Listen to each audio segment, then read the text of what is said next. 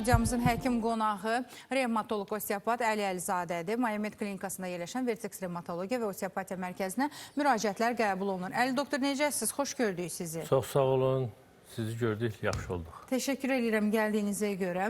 Əli doktor, sizinlə bizim bərabər gördüyümüz çox sayda xəstələr var. Bəziləri müalicəsini bəlkə də yarımçıq qoyur, bəziləri hələ də müalicə etapındadır, mərhələsindədir. Amma diqqətimi çəkən bir Hüseyin Baba müəllim var. Dayımızın ciddi problemi var idi. Nədən ibarət idi problemi? Dayıda ciddi osteoporoz, 3-cü, 4-cü dərəcə, bir dizində 3-4, o birisi dizində 4-cü dərəcəli deformasiya edici osteoartroz, üstə gəl ən ağırı kontraktura ilə osteoartroz nə deməkdir? Yəni, həm qığırdağın zədələnməsi, qığırdaqların tamamilə zədələnməsi. Kontraktura, yəni diz oynağının axıra qədər açıla bilməməsi. Yəni, diz bükülür hansısa həddə qədər, tam axıra qədər açıla bilmir. Və yaxud da ki, tam düz qalır, qatlana bilmir. Hüseyin Baba müəllim də biraz axıra qədər açıla bilmirdi. Biraz yarım bükülü vəziyyətdə qalmışdı diz oynaqları. Bunun çətinlik dərəcəsi nədir? Bu cür xəstələrdə müalicənin çətinlik dərəcəsi həm 4-cü dərəcə deformasiya olduğu üçün qığırdaq toxuması demək olar ki, yoxa yaxın səviyyədə. Orada oynaq kapsulu salamat olduğuna görə biz onu müalicəyə götürdük. Yoxsa 4-cü dərəcəli artrozlar əsasən əməliyyata göstərişi olur.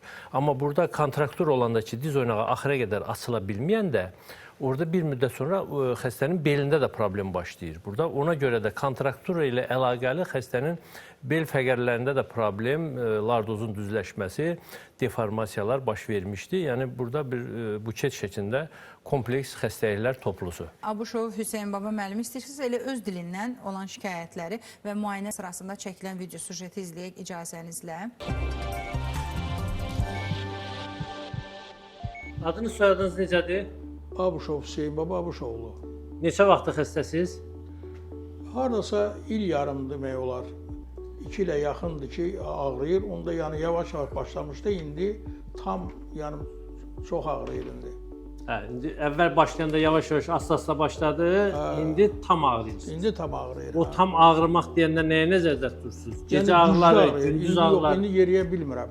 Yeriyə bilmir. Bəli. Amma o vaxtı yeriyə bilirdi, sadəcə biraz az ağrıyırdı. İndikindən biraz yüngül idi, dözürdüm. Amma indi dözmək mümkün deyil. Ağrılar ən çox harda olur? Bax, dizimdə ikisi də, bax, dizimin burasıdır, bax. O ancaq yeriyəndə olur, yoxsa oturanda da ağrıyır? Ayağı usta duranda başlayır ağrımağa, yeridiyicən çox güclü ağrıyır.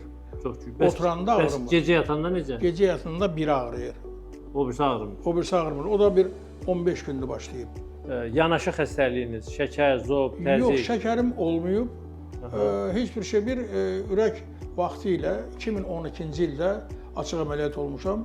Ondan sonra da normal yəni dərman atıram, normal ürək duvarı stent qoyulub bundan sonra 2 dəfə. Yəni qalan gündəlik dərmanı da atıram, onun ürək barədə problemim yoxdur. O ağrıların başlayanda belində ağrılar olmamışdı ki? Belimdə yox. Belimdə hardasa 7-8 il bundan qabaq qrıja olmuşdu. Qrıja olmuşdu. Qrıjanı 7 millimetr yarım dedilər. Yoxsa 6-10-7. Nəysə, fərqi yoxdur.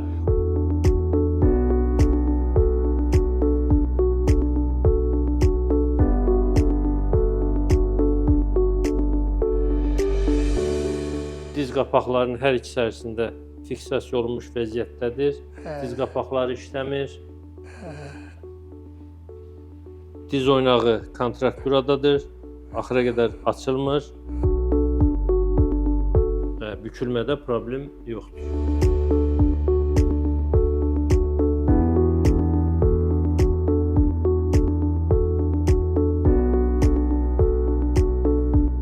Xəstə deməli müayinə olundu. MRT görüntüləri təhlil olundu. Aşkar olundu ki, 3-cü, 4-cü dərəcəli artroz hər iki diz oynağında, osteonefroz ocaqları, sümük iliyi ödemi fonunda ağrılar baş verib və bu nefrotik ocaqlar, sümük iliyi ödemi şiddətli ağrılar verdiyinə görə də hərəkət məhdudluğu əmələ gəlib, hərəkət məhdudluğu da kontrakturaya gətirib çıxarıb. İndi bugündən xəstənin müalicəsinə başlanılır. Təxminən bir 6 həftəlik, 5-6 həftəlik bir kurs müalicə aparılacaq və ondan sonraki təhlilində xəstənin müayinəsini, hərəkətlərində hansı fərqlər var, onu özü də etiraf edəcək, biz də ekranlarımızda görəcəyik. Ağır dərəcəli deformasiyalarda əsas problemi törədən bir mono xəstəlik olmur. Bir xəstəlik digər xəstəliyə əmələ gətirir, ağırlaşdırır.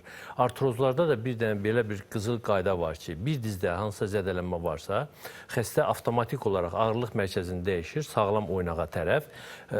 Çəki də biraz artıq olanda bu daha belə qabarıq görünür. Çəki az olanda xəstənin kənardan izləyəndə o qədər qabarıq görünmür. Amma diz oynağında zədə varsa, avtomatik olaraq insan ağırlıq mərkəzini dəyişir sağlam tərəfə və 3 aydan 6 aya qədər təxminən fasilə ilə digər oynaqda da artıq zədələnmə baş verir qeyri-adekvat fiziki yüklənmə nəticəsində. Və sonradan ağrı başlayan oynaqda ağrılar daha çox olur. Nəinki əvvəldən ağrımış oynaqda. Çünki bütün çəkinin yükünün əsas hissəsini digər oynaq üzərinə götürmüş olur. Deformasiya daha sürətlə gedir. Və kontraktura baş verəndə, kontrakturalar da var, iltihapdan sonraki kontrakturalar, sırf artrozla əlaqədar olan kontrakturalar. Bu ağsaqqalımızda ancaq artrozdan sonraki artroz nəticəsində əmələ gələn kontraktura idi, iltihap fonunda deyil. Və yanaşı yaşla əlaqədar osteoporoz da gedəndə artrozun sürəti daha da artır. Və artrozun sürəti artdıqca digər oynaqların da deformasiyası qoşulur ona. Üstəgəl osteoporozun özünün sızıltılı ağrıları olur ki, oynaqların, digər sağlam oynaqların belə sümüyünün sızıldaması bütün bədənində orqanizmdə halsızlıq və sızıltı fonunda gedir bu xəstəlik. Bir xəstəlik digər xəstəliyi ağırlaşdır gedir və müalicəsi də əgər kompleks aparılmazsa, bir diz oynağının müalicəsi ilə və yaxud da təhsil dizlərin diz oynaqlarının müalicəsi ilə burada sağalma əldə etmək, yaxşılaşmaq demək olar ki, mümkünsüzdür, alladıcıdır. Belə də xəstəni hələlik yola vermək məsələsidir. Mən bu məsələnin üstünə niyə gəlirəm? Bu saat bilirsiniz də, Azərbaycanda biraz dəb düşüb. Yəni, oynaq onurğanın nə olduğunu, onurğanın hərəkət mexanizmini bildi, bilmədi. Yeni qıqda əmələ gətiririk. Onurğa müalicə eləyir, oynağın iş mexanizmini, hərəkət oxunu bilməyən adam oynaq müalicə eləyir. Hələ o günləri bir belə biabırçı videolar görmüşəm ki, güya hansısa bir sehirli preparat çıxıbdır, 4-cü dərəcədə deformasiyaya vurursan 15 il bəs eləyir, oynağı güya bərpa eləyir, endoprotezi əvəz eləyir. Özünüz praktikanızda nə qədər rast gəlmişsiniz? Hətta endoprotez olunmuş şəxslər dizin oynağın ağrısından şikayət eləyir. Elədir. Niyə? Çünki hərəkət oxu düzəlməyib. Xəstənin ağrı mənbəyi başqa yerdədir. Çünki əgər deformasiya baş verib bir oynaqda deformasiyanı aradan qaldırmısansa, bu hələ həmin toxumaların sağalması demək deyil. Onurğadan hərəkət oxu dəyişib, hərəkət oxunu düzəltməmisən. Sən hansısa sehirli preparatı ora vurmaqla kontrakturanı bərpa eləyə bilməzsən, ətraf əzəlləri gücləndirə bilməzsən. Ümumiyyətlə, xondroprotektor verməklə xəstə sağalası bir şey deyil. Burada sinovial maye ora hazır hansısa preparatın yeridilməsi ilə sinovial mayədə qidalı maddə mühiti yaratmaq mümkün deyil. Bunu gərək bədən özü istehsal eləsin. O istehsal prosesini düzəltmək lazımdır ki, metil sulfanin metanın çatmazlığı varsa onu bərpa eləsin. Burada hialuron ölməkdə olan hialin qığırdağını ölümdən qurtarıb, hansı ki tam məhv olub, o geri dönməz prosesdir. Amma ölmək üzərə olanı heç olmasa həyata qaytarmaq ki, öz işini bərpa eləsin, öz işini davam eləsin. Xəstədə osteoporozdur. Heç maddələr mübadiləsi pozulub, hansısa bir sehirli preparat axtarırlar ki, onu oynağa vuracaq, ki, oynaq ya cavanlaşacaq, ya da sağalacaq, ya da bir şey olacaq. Yəni, onu vurmaqla hansısa oynaq xəstənin artrozu sağalıbsa, bu deməkdir ki, oynaqda o xəstədə isə artroz yox imiş, ya da 0-1-ci dərəcə, ən ağır halda 2-ci dərəcəli artrozlara təsir göstərə bilər. Amma 3-cü, 4-cü, əvvəla 4-cü dərəcəli artrozlar %90-ı... Hər mərhələdə xəstəmiz var. 3-cü mərhələdə də var, 4-cü mərhələdə də var. Bizdə bəli, siz və digər həkimlərlə görüşümüzün məqsədi ondan ibarətdir ki, hər mərhələdə olan xəstəyə səslənib maarifləndirək. Bugün səndə 1-2-ci mərhələdirsə doğru addım at. Həkimin dediyi kimi biz kimləri əməliyyata göndəririk? Artıq 4-cü mərhələ heç nə edə bilmərik. Amma əməliyyat olunan insanlarda da deyirsiniz ki, ağrı acı hələ də qalır. Niyə? Hərəkət oxu və s. düzəlməyib. Yəni, insan özü analiz etməlidir, zəkası olan bir varlıq. düşünməlidir ki, birinci, ikinci mərhələdirsə, mən əli doktorum və ya güvəndiyiniz başqa bir həkim olsun. Şəxsən mən əli doktora gedin deyərdim, deyirəm də. Əli doktorun yanına gedin, ətraflı müayinələrdən keçin və o mərhələdə demirəm sağalın, amma ən azından prosesi dayandıra bilərik. Bilirsiniz, bəzi məsələlər var ki, bəli, proses dayandıqdan sonra bədən özünü bərpa edib vəziyyətdən çıxarda bilir. Az da olsa çıxarda bilir. Çıxarda bilir. Yəni o demək deyil ki, mən həmişə xəstəyə deyirəm ki, yəni bu oynaq sənin 40-50 yaşın varsa, 70 yaşın varsa, bu oynağı biz nə qədər sağaldırıq desək də, bu oynaq bir də 18 yaşında, 20 yaşındakı kimi olmayacaq. Ola da bilməz, mümkün də deyil. Burada sağalmaq biz nəyə deyirik? Oynağın hərəkətliliyinin bərpa olması ki, yəni xəstə axıra qədər dizini qatlayıb aça bilir. Kontrakturalı xəstə, otura bilməyən və yaxud da ki, diz oynağı 90 dərəcədən artıq qatlanmayan xəstə, əgər sərbəst surətdə əzələnin gücü ilə axıra qədər əyləşib qalxa bilirsə, artrozu olan xəstə. Bu artıq elə sağalmaya bərabər bir haldır. O deməkdir ki, oynaq trayektoriyası tamamilə işləyir və hərəkət oxu düzəlib, xəstənin oma xətti düzləşib, hansısa sağ və ya sol tərəfə miqrasiya yoxdur, əyilmə yoxdur. Ayağın pəncəsini yerə düzgün qoyur. Çünki çəp qoymaq nəticəsində sonradan orada mahmızda əmələ gələ bilir. Bu da bir ayrı problem əmələ gətirir və digər problemləri gördüyünüz ekranda görürsünüz xəstənin. İstəyirsiniz böyük ekranda göstərək. Baxaq problemə və geniş şəkildə müzakirəsini eləyək. Gördüyünüz deməli, məndən deməli, sağda da, ekranda sol tərəfdə. Gördüyünüz kəsintidə nekrotik ocaqlar görükür. Gördüyünüz ağ nöqtələr, ulduz da qoyulub böğrünə, həmin nöqtələr nekrotik ocaqlardır. Nekrotik ocaqlar o deməkdir ki, nekroz toxuması geri dönməz prosesdir. Burada artıq qırğırdaq toxuması deyil, sümük toxuması zədələnib.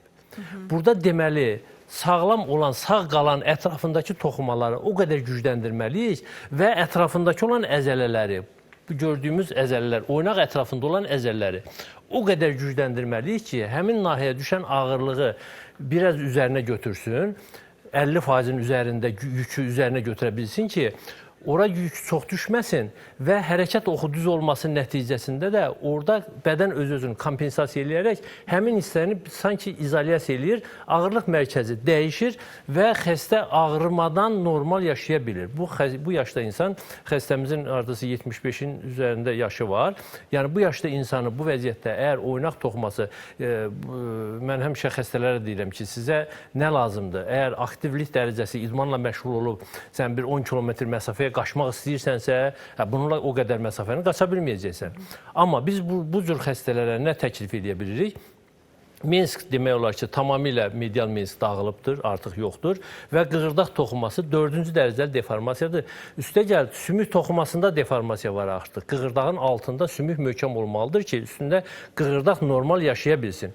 Burada bu cür vəziyyətdə xəstə nə əldə edə bilir? Normal yeriş, normal həyat tərzi, yerdə oturub dura bilmək, piləkən qalxıb enə bilmək, hərəkətlərini normal icra eləyir, ağrısız məsələn bir 5 kilometr yol yeriyə bilir, bilirsə artıq bu sağalma sayılır. Xəstənin sağalması.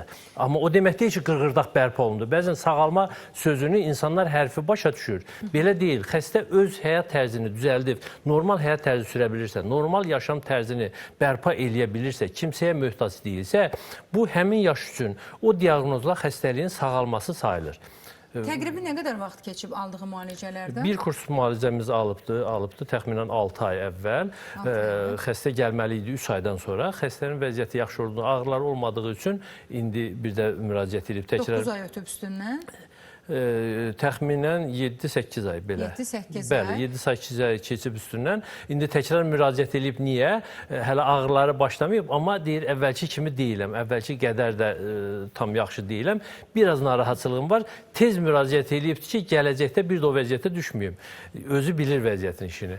Biz də tez bir zamanda Əli doktorun müayinə sırasında gördük dayımızı, bir video çəkilişimizdə. Və onu da qeyd edeyim ki, təsadüfən həqiqətən də təsadüfən üst-üstə düşdü. Bilirsiniz, mənə müraciət edirlər, mən həkimlərə müraciət edirəm. Hətta müraciət sırasında çəkiliş də edirəm. O, bizdə belə el arasında deyirik, həkimə tapşır. Tapşırıram da həkimə. Yenə də müalicəni alırsınız, sonra yoxa çıxırsınız. İnsan ən azından bir nəzarətdə saxlayar. Biz sizdən nə istəyirik ki? O qədər elənçi xəstələrimiz var ki, diqqətsiz yanaşır. Bizdə də ən çox Bir də ağrıyanda yadına düşür bir neçə ildən sonra. Bu günlər bir dənə xəstə müraciət edib. 21-ci ildə bir kurs müalicə alıb, 21-ci ildə. Və o vaxtdan da demişəm hansı hərəkətlərlə və o xəstəyə də 3 aydan sonra gəlməlisən deyilib. 21-ci ildə neçə keçib? Artıq 25-ci il. 4 il sonra bu gün gəlib, bu gün də niyə gəlib? Biraz ağrıların başlayıb. Yəni insan həyat tərzini düzəldib, həqiqətən düzgün deyilənlərə riayət edəndə yəni uzun müddətli gözəl remissiyada alınır. Hüseyn Bala dayımız hal-hazırda bizi izləyirsə, onu salamlayıram. Allahdan şəfa diləyirəm. Əlbəttə, müayinə sırasında biz onu hər dəfəsində görürük. Amma onun timsalında bizdən qaçan və müalicədən yayınan xəstələrə səslənib bir daha demək istəyirəm ki, həkim hansı zaman çərçivəsində təkrar müayinə tələb olunur, təkrar baxış olmalıdır, təkrar gəlməlisiniz deyirsə, mütləq buna riayət etmək lazımdır. Amma yenə də biz video süjeti təqdim edək icazənizlə.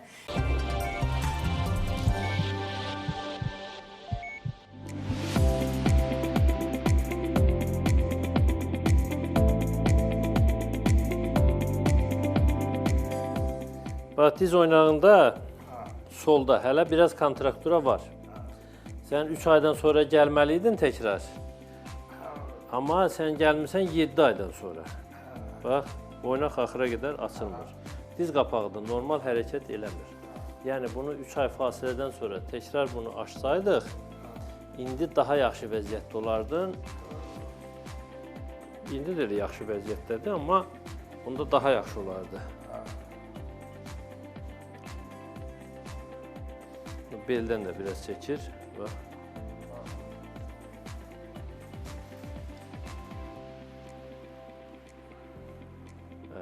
Bu diz axıra qədər açılır, amma beldən buraxmır. Biraz bel əzəllərini dartınma hərəkətləri çox eləmək lazım idi. Ay maşallah. Bir də maşallah. Yəni bu cür 3-cü, 4-cü dərəcəli deformasiyalar üçün ən vacib məsələ insanın əyləşib qalxa bilməsi məsələsidir.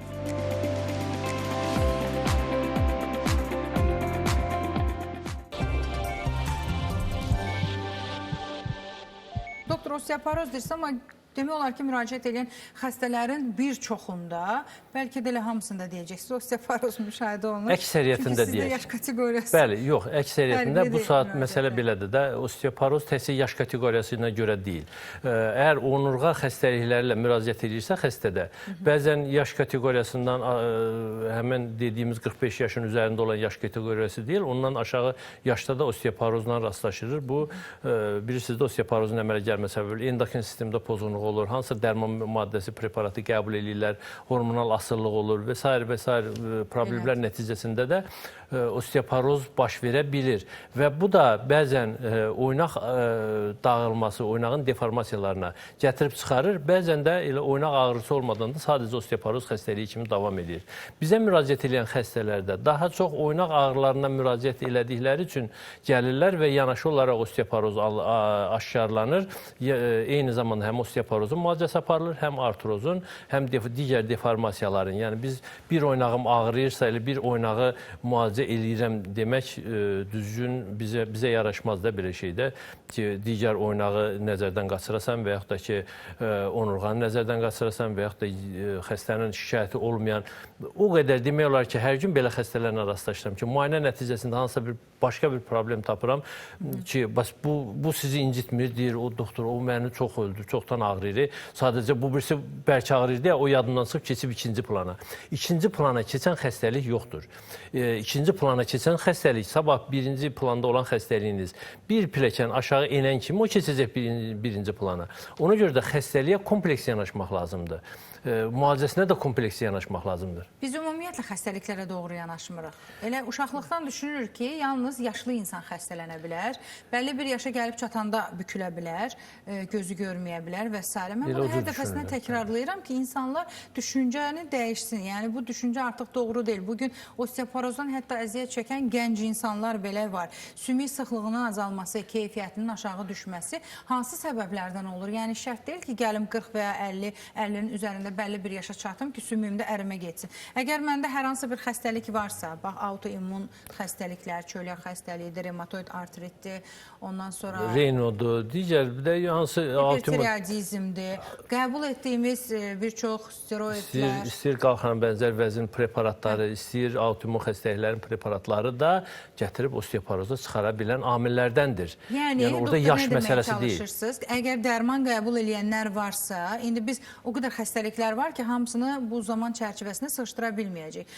Atdığınız dərmanların tərkibinə və yan təsirlərinə diqqət yetirin. O gələcəkdə bizə heç yaşlanmadan daha gənc yaşlarda sümük sıxlığı formalaşdıra bilər. Sümük sıxlığının azlığını formalaşdıra bilər. Yəni bir şey də əlavə edeyim ki, bu o demək deyil ki, o preparatı avtomatik həkim məsləhəti olmadan xəstə özü dayandırmalıdır. Olmaz. Xeyr, o dərman preparatı qəbul oluna yanaşı həkimin nəzarətində digər onların fəsadlarını aradan qaldırmaq üçün də müalicələr almaq məcburiyyətindədir insan. Bu müraciət sırasında xanımın şikayətləri nə idi? Çox qısaca da olsa, əgər xatırlayırsınızsa. Xəstə oynaqlarında olan ağrılardan, dizlərdə və beldə olan ağrılardan, sümüklərində sızıltı və yanmalardan şikayət eləyirdi və müayinə nəticəsində xəstədə həm artroz, həm osteoporoz aşkarlandı və kompleks müalicəyə başlanıldı. Burada da xəstənin müalicəsini aparmaq, elə xəstənin rengeninə baxdım, müalicə yazdım deyə bir şey yoxdur. Xəstədə heç gözlənilmədən bəzən iltihab prosesi aşkarlanır. Heç gözlənilməyən hansısa digər orqanında bir nahiyədə bir narahatçılıq tapılır. Əgər elə bir iltihab prosesi varsa, bu zaman oynağın müalicəsi keçir ikinci plana. Birinci növbədə iltihabı prosesin sonlandırılması, iltihabın müalicəsi aparılır ki, sonradan, çünki iltihab fonunda oynağın müalicəsindən söhbət gedə bilməz. Oynaq nə qədər ağrıyırsa ağrısın, mütləq iltihabı prosesi var. İltihab sonlananda zaten ağrılar bir qədər səngiyir. Oynaq ağrıları, hətta onurğa ağrıları belə nisbətən azalır. Yerdə qalan ağrılar ki, iltihab sonlandıqdan sonraki müayinə nəticəsində yerdə nə qalıb, hansı problem qalıb, qığırdağın deformasiyasıdır, zədələnməsidir, əzəllərin ağrısıdır, əzəllərin zəifləməsidir. Bu sonraki etapda aradan qaldırılır. Çünki əzəllərdə gücsüzlük varsa, bu gücsüzlük özü də bir ağrı verir. Çünki xəstə məsəl üçün oturduğu yerdən qalxır, deyir ki, bir 100 metr gedəndən sonra ağrılar başlayır. Niyə? O deməkdir ki, hələ qığırdaqda o qədər böyük problem yoxdur. Əzələ problemidir. Əzələdə güc yoxdur ki, bunu ayaq üstündə saxlasın. Və yaxud da ki, xəstə deyir ki, oturanda heç bir ağrım yoxdur, qalxan kimi ağrılar başlayır. Sonra biraz bir 100 metr gedəndən sonra nisbətən azalır. Bu isə əksinə o deməkdir ki, artıq qığırdaqda sinovial mayenin axmasında problem var, amma əzələnin gücü normaldır hələ. Birazdan sonra sinovial maye bütün o zədələnmiş hisslərində yağlandıranda, belə biraz loru dildə desək, sürtünmə keyfiyyəti, sürtünmə aşağı düşür, yaxşılaşır və ağrılar dayanır bir də təzədən oturana qədər və yaxud səhər yuxudan duranda bir də təzədən hərəkətə başlayarsan ağrılar da başlayır. Müraciətlər sırasında o qədər şikayətlər var ki, amma baxırsan ki, bu dediyiniz əlamətlər oxşardır. Ağrı ilə gəlirik, uyuşma, keymə, sızıltı və s. Qızıl kimi sözə toxundunuz, həqiqətən həmişəki kimi. Baxın, bugün artıq 2 xəstəni göstərmişik, bir üçüncüsünə də keçid eləyəcəm, amma yenə eyni şikayətlə gəlmişik. Təhcə diz deyil, bu barmağa da aiddir. Bir paylaşım eləmişik Geberdən artrozuna aid. Şikayət eləyənlərin baxırsan ki, %30-u 40-ı Geberdən artrozu deyil. Başqa problemlərdən haradasa ağrı var, elə deyir ki, yox, məndə də odurmu? Xeyr. Hər xəstəliyin hansısa şikayəti yaxud forması bir-birinə oxşaya bilər və bunu da bir-birindən ayırmaq üçün həkim müayinəsi lazımdır. Həkimə müraciət olunmalıdır ki, bu odurmu, o deyilmi? Ağrı varsa və yaxud da ki, hansısa bir çıxıntı varsa, oynaqda bir dəyişiklik varsa, deformasiya varsa, yaxud səhər-səhər yuxudan duranda oynaqlarınızda məhdudluq varsa, bunu vaxtında aradan qaldırmaq çox asandır. Amma deformasiya baş verdikdən sonra da aradan qaldırmaq olur. Amma proses biraz da ləngiyir, biraz da ağırlaşır. Bir problem digər problemi əmələ gətirir. Xəstə hansısa dərmanlardan asılı qalır. Ya ağrı kəsicilərdən, ya hormonal dərman preparatlarından. Sonra müalicə nəticəsində aylarla vaxt lazım olur ki, onu həmin dərman preparatından ayırasan ki, bərpa prosesi getsin. Yəni, bir proses digər prosesi ağırlaşdırır və yaxud da ki, digər prosesin ağırlaşmasına səbəb olur. Və bunlardan da qurtulmağın yeganə çarəsi vaxtında həkimə müraciət olunmasıdır. Həkiminizə müraciət edin. Yəni, əsas Bu deyiləcək söz müraciətlər budur. sırasında Əli Əlizadənin qəbuluna yazılmaq istəyənlər varsa, mən bir daha vurğulayım, yaş limiti yoxdur. Hər yaşda xəstə qəbulu var. Revmatoloq, osteopat həkimi olsa da, Mayamet klinikasında bir çox ixtisas həkimləri var. Yetər ki, biz şikayətlər toplusu ilə gələk, ətraflı şəkildə nə varsa dilə gətirək və doğruları danışaq. Bəzən biz özümüz də bunu şişirdirik və ya gizlədirik. Yəni, ən çox gizlədilən halları qarşımıza çıxır və bu da əlbəttə ki, müalicənin gələcəkdə effektini göstərməməkdə böyük bir təkan verici qüvvədir. Varmı demək istədiyiniz sonda doktor? Bizim Sumqayıtdakı qəbulumuzun tarixini, vaxtını dəyişmişik. Həmişə hər həftənin ikinci günləri Sumqayıta müraciət, Sumqayıtda Doktoras klinikasında xəstə Həftənin qəbul. neçənci günü? İndi 5-ci günə keçib. Həftənin 5-ci Hər həftənin günü. 5-ci günü 9-un yarısından 12, bəli, cümə 9-un günü yarısından 12-yə kimi. 12-yə qədər Az xəstə deyil o qəbul. vaxt, doktor. Yəni indi gələcək üçün planlaşdırırıq biraz artırmağı, amma Bakıdakı xəstələri çatdıra bilmirik. Həqiqətən gəlib yəni Artıq həftənin çatdırmaq ikinci məsələsi. günü deyil, həftənin cümə günləri saat 9-un 9-un yarısından yarısından 12-yə 12-yə qədər qədər Doktoraz klinikasında Əli Əlizadə, revmatoloq osteopat həkimin qəbulu olacaq. Buyurun, yazıla bilərsiniz. Həftənin digər günləri biz Mayamet klinikasında olan Vertex Revmatologiya və Osteopatiya mərkəzinə müraciət edə bilərik. Xoş oldu doktor sizinlə söhbət. Hər zaman Mənə də olduğu çox kimi. xoş oldu. Çox sağ olun. İşlərinizdə də Çox uğurlar. belə maarifləndirici, gözəl, informasiyalı dolu bir proqram oldu. Minnətdaram. Çox sağ olun.